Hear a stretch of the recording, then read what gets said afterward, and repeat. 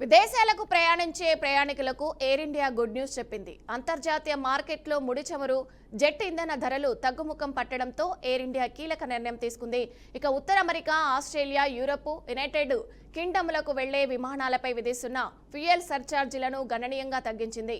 July 1 నుంచి అమల్లోకి వచ్చిన కొత్త రేట్ల ప్రకారం ఉత్తర అమెరికా, ఆస్ట్రేలియా రూట్లలో ఒక్కో టికెట్పై $280గా ఉన్న ఫ్యూయల్ సర్ఛార్జీని $200లకు తగ్గించారు. అయితే యూరప్, యునైటెడ్ కింగ్డమ్లకు వెళ్లే విమానాలలో $205గా ఉన్న సర్ఛార్జీని $125లకు తగ్గిస్తూ నిర్ణయం తీసుకున్నారు.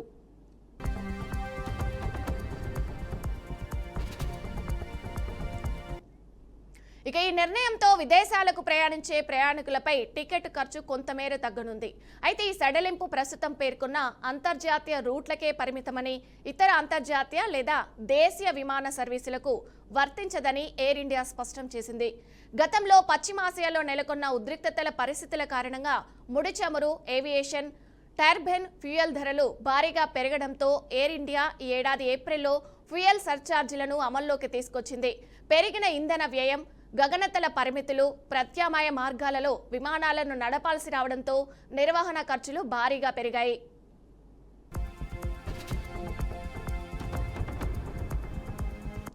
అయితే ఇటీవల అంతర్జాతీయంగా చమురు ధరలు తగ్గడం, జెట్ ఇంధన వ్యయం తగ్గడంతో ప్రయాణికులకు కొంత ఊరటనిచ్చేలా ఈ నిర్ణయం తీసుకుంది.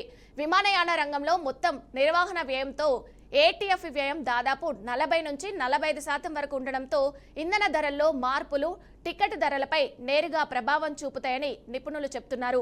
మొత్తానికి ఎయిర్ ఇండియా తీసుకున్న నిర్ణయం తాజా నిర్ణయం అయితే విదేశీ ప్రయాణికులకు ఆర్థికంగా కొంత ఉపశమనం కలిగించనుండగా, భవిష్యత్తులో అంతర్జాతీయ చమురు ధరల కదలికలను బట్టి టికెట్ ధరల్లో మరిన్ని మార్పులు చోటు చేసుకునే అవకాశం ఉందని విమానయాన రంగ నిపుణులు అభిప్రాయపడుతున్నారు.